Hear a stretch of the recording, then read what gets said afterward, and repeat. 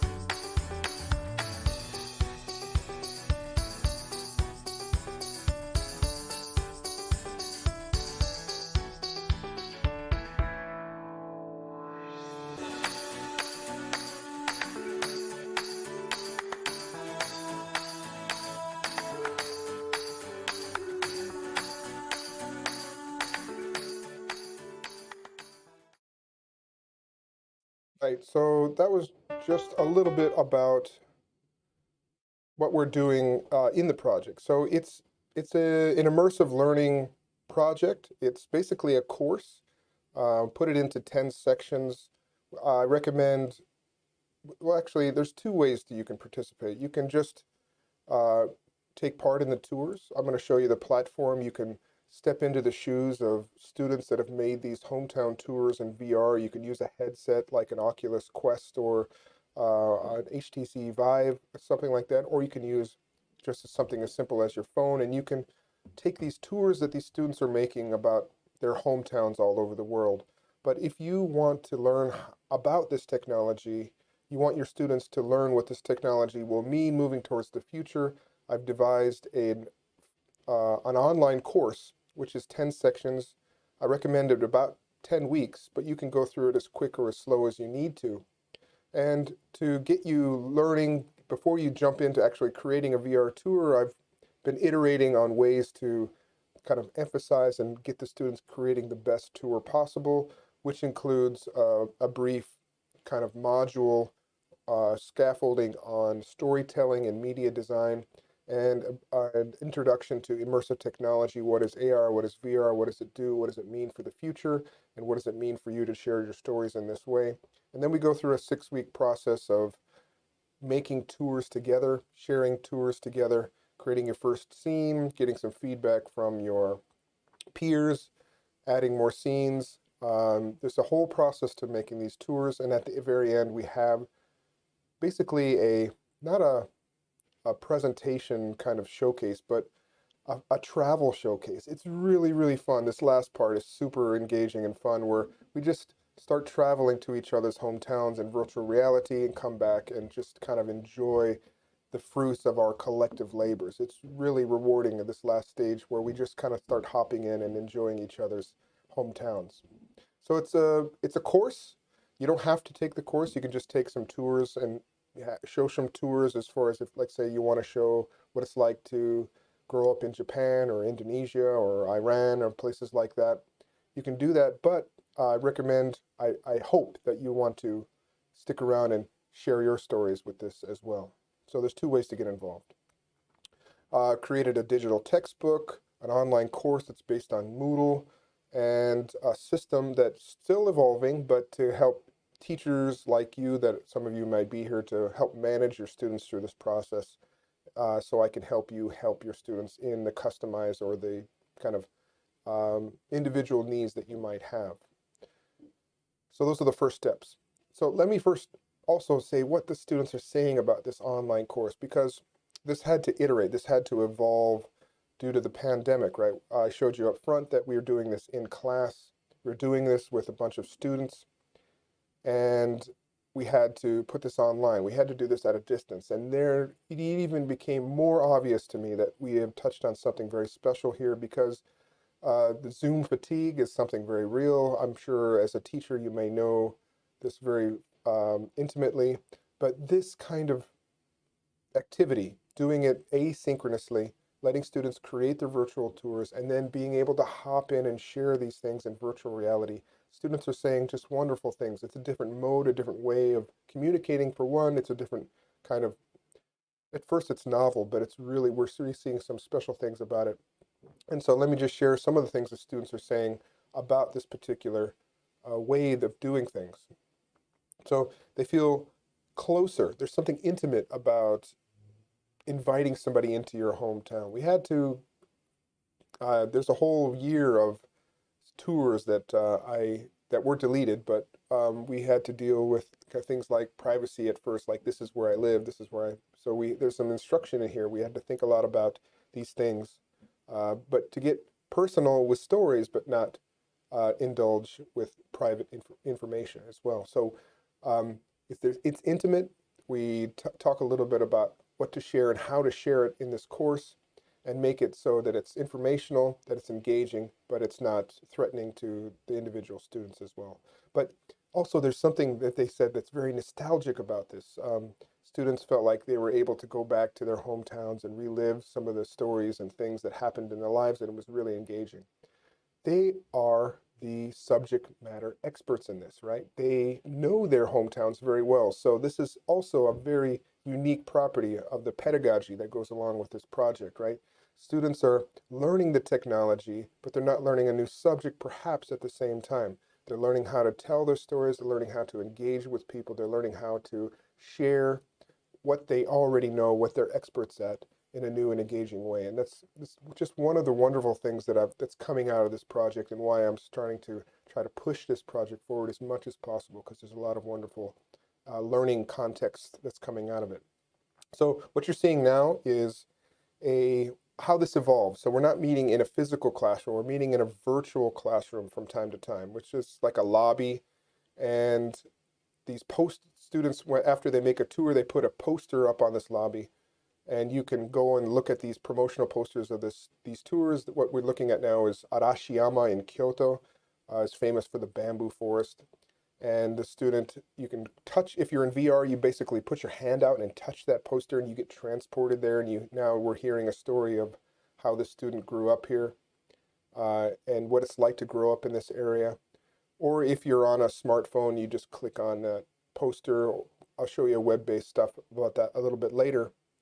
But this kind of this lobby, this VR lobby, was also something very special as well, because there's something that's lost in the Zoom kind of classroom, and that is the serendipitous chance to actually run into somebody in the hallway or in the cafeteria and say hello. And some of that stuff is happening in virtual reality because this is open all the time. It's asynchronous. You hop in here, you're represented as an avatar, and sometimes I'll hop in there and there's a student there, and then I'll say hello, and then we'll start up a random chat, which is also very wonderful about this project as well. And now that I'm starting to get students in from other countries and other places around the world, um, it's becoming a kind of a safer place to meet other people from around the world and share your stories and actually have the chance to run into somebody, have that serendipitous uh, realization that you could meet somebody out in the world. That happens a lot in travel as well. The latest iteration that came out last April just got even bigger. We invited some other universities that are actually some of our universities that we'd partner with to do study abroad programs that we couldn't do it. So I suggested that we offer this program to them. A lot of them got involved. So now we have tours from Indonesia, Vietnam, and Thailand. But next semester, I'm already in contact with some interesting places like Canada, Europe, and Bermuda. Bermuda sounds like a wonderful place to learn what it's like to grow up there. But I'm hoping that you watching this will also think about getting you and your students involved as well. Now I'd like to show you a couple of testimonials from the students. The first one's going to be in English from one of the students that went through this project last semester from Indonesia, and then the next one is from our university, Kyoto University of Foreign Studies here in Japan. That one's going to be in Japanese, but don't worry if you're not a Japanese speaker, I'm going to summarize that talk right afterwards. So right now I'm going to show you two 1-minute videos about students and what they think about our project. Hi, hello everyone. My name is Safia Zahra, 20 years old, a student majoring in tourism at Gadjah Mada University, Yogyakarta, Indonesia. I heard about this My Hometown project from one of my lecturers. At that time, I was very interested and immediately registered with 5 of my friends who also joined. Initially, my lecturer said this project will take up quite a lot of time, so we had to be serious about running it.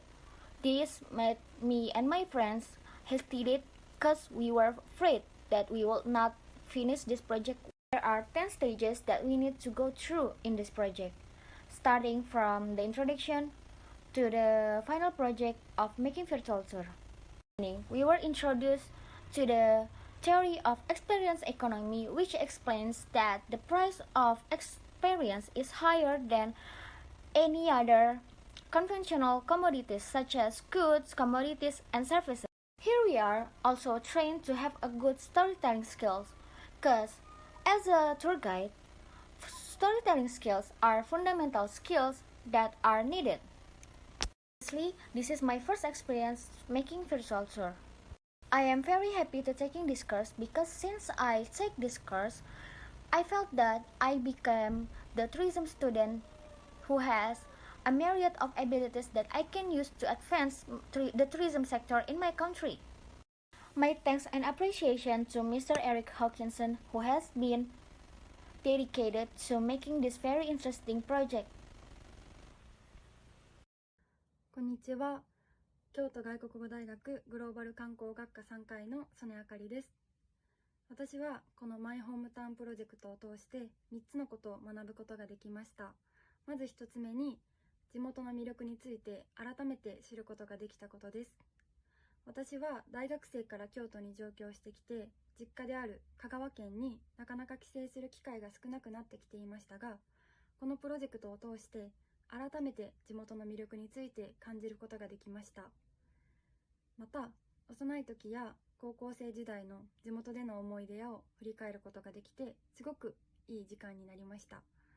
また、友達のポートフォリオやシンクリンクを見て、世界には一つとなく同じ場所がなくて、世界には素敵な場所でたくさん溢れているんだなと感じることができました。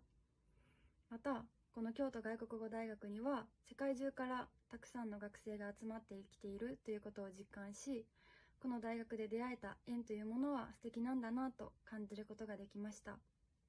2つ目は英語で地元について魅力を伝えることの難しさです。日本語であれば伝えたいことをストレートに文字で表すことができますが、英語になるとどういうふうに伝えたら相手に伝わりやすくなるのかを考えながら文章を書きました。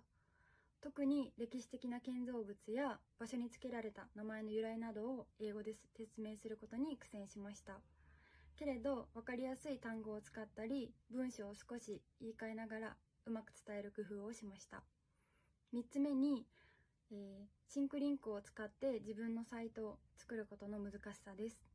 初めてシンクリンクを使ってみて、この場所にはどんな音楽が合うのかっていうのを考えたり、訪れたことのない人にどうすればその場所の魅力が伝わるのかっていうのを考えながら作成しました。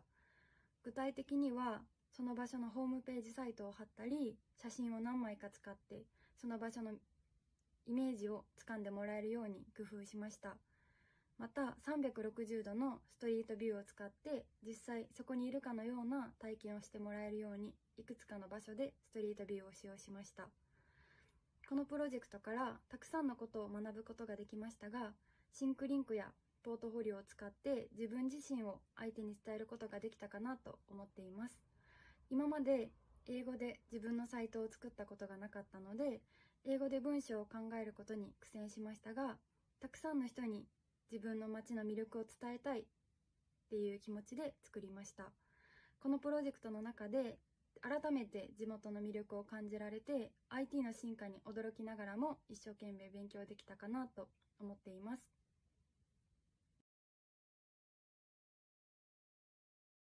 All right. That last one was Akari Sone. She's one of my students here at the Kyoto University of Foreign Studies. I had just put in the chat that the volume was a little bit low. Also, it was in Japanese, but let me just kind of paraphrase what she's saying. That for her, this was an exercise in her ability to use and share her experiences using her second language. That was one of the main focuses of her feedback in doing this, because she has such interesting stories, some interesting experience that she wanted to share. She was able to think about it through a new way and express that not only with her words, but with her voice and with places and locations that we were able to transport people through. And so that was really powerful for her in helping her kind of bring her communication skills forward. The first student, however, was from Palembang, Sumatra, from Gajah Mada University in Yogyakarta, Indonesia. And she was really interested in the kind of the foundations, the principles of using this technology for tourism and hospitality. And so she actually was a wonderful student. She kind of took this on, and we've actually started doing some other projects that you might be interested. Coming around the corner, I'm doing some virtual reality for the Model United Nations. I've built a virtual replica of the UN headquarters in New York, and so we're having wonderful stuff happening starting next week, actually, around that as well. So different stuff happening around this as well. So getting involved. There's already a couple of questions in here, so let me just move towards like, how do you get involved in this project? So the next cohort, we're going to be starting pretty soon, in about 3 weeks, in the middle of October. Individually, you can get involved. It's just 2,000 yen. You can hop on my online course and go through it at your own pace if you want. But if you are a teacher, if you have students and you need a little bit more control, you need a little bit more access, you need a little bit more help in helping guide you and your students through this process, I have started to develop a process for that, which starts with filling out a Google form, which is the link I'll share with you, to letting me know a little bit about your needs and what you look to do and get out of this course. And I can import rosters for your students and get them into the course as well. If you have students that are perhaps on how should I phrase this? that are on the other side of the digital divide, are technological challenged. I have a couple of students, for example, in Indonesia and Vietnam that 2,000 yen is just too much for.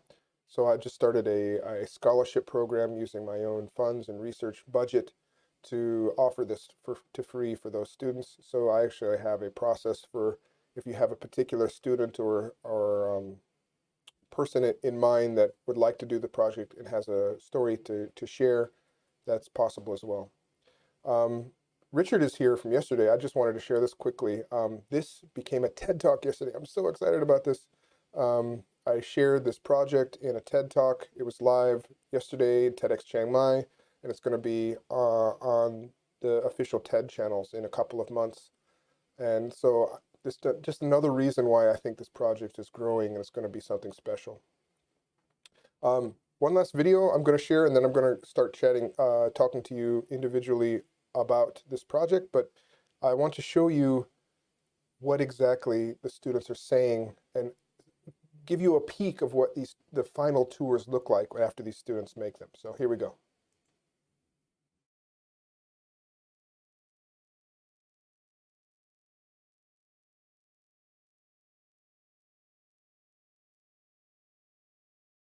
Welcome to my hometown of Fushimi, Kyoto. And welcome to my hometown.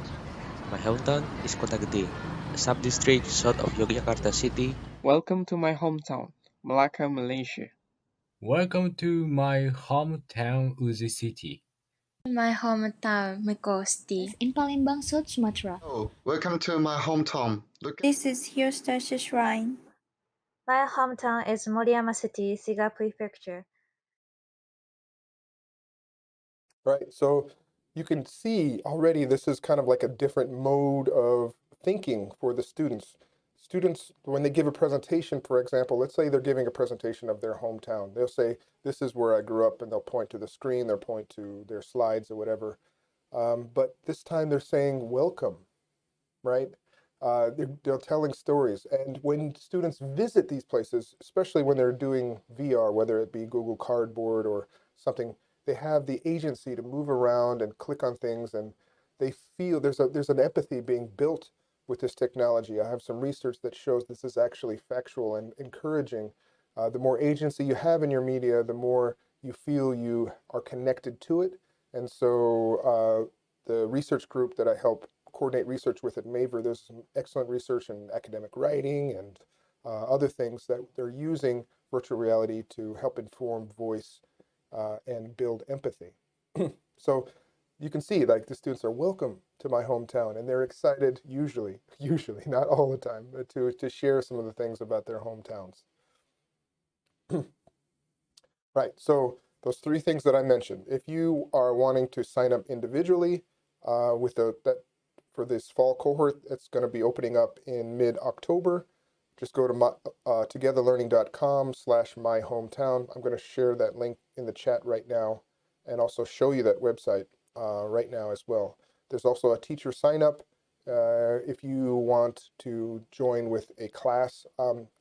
This semester and last semester as well, we have a class joining from Gajah Mada University where a teacher is actually joining with a group of students. And here in Kyoto, the Kyoto Institute of Technology has a group of students also joining as a part of their courses at the university as well. You can join. I'll give you special access to the course, and so you can help manage your students as they go through the process and join our other students as well. It's one other wonderful thing about this as well is students are having the chance to study with students outside of their university in other countries, like a study abroad program, getting back some of that stuff that we kind of started to miss out on during the pandemic. And I've kind of another Google form that I've made. 2,000 yen isn't a lot here in Japan, but it is a lot in other countries that we hope to kind of inspire and make this available to, kind of try to make it available to as many people as possible. So being aware of that and being sensitive to it, I really want to have the ability for you to join, students to join individually that can't pay. So I started up this kind of scholarship application process just so I can get students into the process and kind of help them out as they need technologically. If you want to follow along with this, there's a couple of events happening online. You can follow this channel. You can subscribe to Together Learning or my other channel, which is my personal name, Eric Hawkinson, at YouTube and my website. There's a bunch of stuff happening, but I'm giving talks for the rest of the year. But a couple of key ones is I'm keynoting at the Borneo Education Research Conference in December, and I'm keynoting at the I for Media Asia, where we're going to talk to artists and media academia community about immersive technology as kind of like a step forward from traditional media and movies and such through language studies. So a bunch of stuff that I can share, and you can keep following along if you would like to. I have some activities that we can do as well. Other projects, my hometown, big. I'm not going to go into those today. It's just a lot of stuff happening with my projects as well. All right. What I'm going to do now is just kind of switch over to, you can follow me on Twitter, Facebook. Please be my friend. Reach out. Tell me what you need and what we can do moving forward. Right now, I'll just show you that website. Let's see here. Actually, you've got to go here. This is that website, the My Hometown Project. I'm going to put that in the chat right now.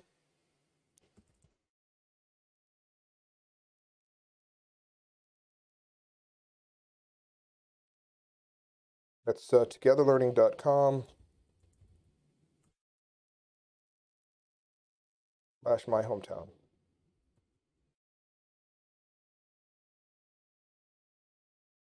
And my personal website is erichawkinson.com.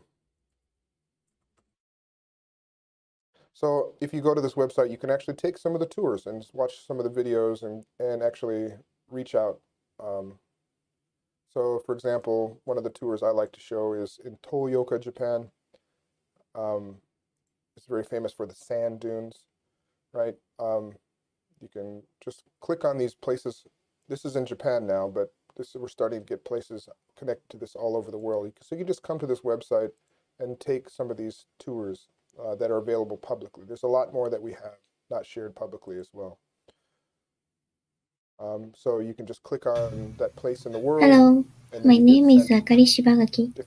Welcome to my hometown, Toyoka City. Toyoka City is located in northern part of Hyogo Prefecture, so you can enjoy both sea and mountain. It is countryside. Maybe this is it. Here it's famous for tasty egg. So you can eat and buy some kinds of foods using eggs. Eggs using here is very fresh, and chickens were brought up eating non-antibiotics foods. Every day, there are many people and very crowded, so I recommend you to take out the time. By the way, the big bear you can see right in front is toilet. This is made by local wood carving artists. Thanks, Ayad. During this situation, what I was talking about, right? If you are traveling in Kyoto or coming to Japan and travel right now, it's a concentration issue. You're traveling in the same season at the same time in the same place, going to those attractions. And especially during the pandemic, that's not ideal. But in virtual travel, you're going to pop into this is basically a roadside restaurant, sweet shop, in the middle of almost nowhere. And this kind of person is telling you that their friend's parents own this sweet shop and they have a specialty item. And if you stop here, Nibankan makes sweets using fresh eggs. If you were not aware of it, but you hop in here, you look around, you hear the person that actually grew up here, you hear their voice, you hear how she's connected to here. And I'm hoping this will start to inform a sustainable tourism industry moving towards the future, right? students are also saying they're motivated to visit some of these places in the future, so we can hopefully help some of this concentration issue that I'm talking about moving forward, right? So this is just a road stand, a sweet shop, literally in the middle of the countryside of Japan. And this is a type of travel you couldn't do or wasn't happening very much in the past. So I'm very optimistic once again, and that's one other reason why I'm kind of pushing this forward, moving towards the future. Let me move to the chat here. Looks like we only have a few people with us today. Richard, Ayed, thanks Ayed for coming by. Wusong University in South Korea. Yes, thank you. I would love to get you involved. Ayed, a definitely informed department chair. Recently moved to some. Okay, great. Ayed says, breakdown of the hardware and software required. Okay, great. So if you are a teacher and you're looking to get your students involved, what do they need? Well, at the very minimum, all they need is a smartphone. But if they're going to be creating tours, maybe a device at home like a PC or a Mac, doesn't even have to be a recent one, doesn't have to be so powerful, and an internet connection. So all those things are needed. So if you're doing this in a class, especially maybe it's in class or hybrid, one of the modes I recommend doing it is that in class that you're giving information about storytelling or the foundational aspects, and then the students are going through the process of creating their tours asynchronously as homework as you go through the semester. And then in class they could be, maybe at the end you could be sharing tours individually in the classroom as well. But if it's online, like I am going to be this next semester, you can join with your students, have a couple of maybe introductory sessions where you tell your students what's happening, what's going on, and then you join with your students in this kind of self-paced course, and then you can manage your own way through the course, this 10-stage process that I've developed. Actually, I can show you the website and what it looks like, and you can go through however you might like. So right now I'm just going to go to togetherlearning.com and how that looks. And so there's a bunch of courses here. If you go down here to the My Hometown Project, or courses actually. So here is the My Hometown Project. Actually, I gotta log in. Right, so it's a Moodle website that I've set up on my my web server. And so there's basically stages. There's 10 stages. So when you first log in, you only see stage 1. You complete the stage, you get the next one opens up until the very end. You get a certificate. The last stage, you'll actually get a certificate of completion. So technically, if you're a teacher and you wanted to just assign this as an extra credit or maybe do something on the side for your students, you can just give them the link to this course, maybe, and I have like onboarding instructional videos to help get them in. And all they have to do is really show you their certificate at the end that they've completed it. And that will prove to you as a teacher that they've actually gone through all these 10 stages.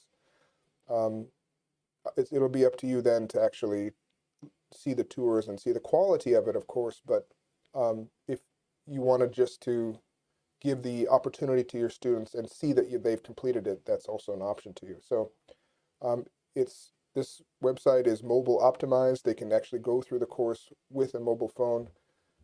And the platform that I've created to actually create the VR tours can also be used a mobile phone, but I don't really recommend it's like trying to write a research paper on a mobile phone. It's almost like that same concept. You can do it, but it's just not a great experience.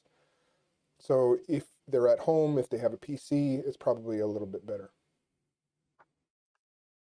Richard just asked, will this webinar be available for later access on YouTube? Yes, it's going to be. I'm recording it. It's going to be quote unquote DVR'd, whatever that process is called. The same link is going to be available. So whatever you're looking at now on YouTube, that same YouTube link can be shared later as a recording. So yeah, if you want to share that with your colleagues at, where was that? In South Korea, Wusong University in South Korea in Daejeon. 안녕하세요. Richard, thanks for joining. So that is another option for you as well, with the courses. Right. I'm going to pop out again and take a look at some of these. We're starting to wind down here, so if there's, I'm going to stop the stream and probably in just a couple minutes if there's nothing pertinent here. Let's see, let's go through here. I will definitely promote what you're doing with my associates. It's unique and very interesting. Thank you, Richard, for the kind words. Thanks for coming by. There's a whole bunch of other opportunities to get involved in not just this, but some other projects that I'm doing as well. But this one in particular, I'm very excited about, and I'm hoping to promote it as much as well because it has a network effect. The more people that get involved with it, the more value it's going to have to us as a whole, as educators, and to, you know, build upon those empathy building, have people have a chance. Another thing that, for example, a lot of my students here in Japan don't have a lot of direct chances to interact with people from other countries, especially people like refugees or people from countries in, like, for example, in the Middle East or Eastern Europe or places like that.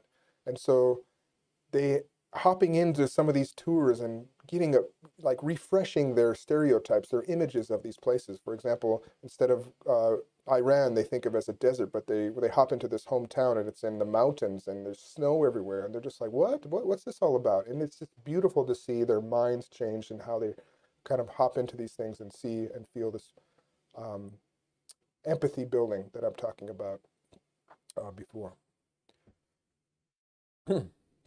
Okay. I think I answered all the questions in the chat here, guys. Just for the sake of the recording, I'm going to shut this off, but you can reach me at these places to continue the conversation. And I hope, I really want to invite you to get involved in this project. I'm really excited about it, and I'm going to be working hard to keep making it better. Thanks for stopping by, guys. All the best.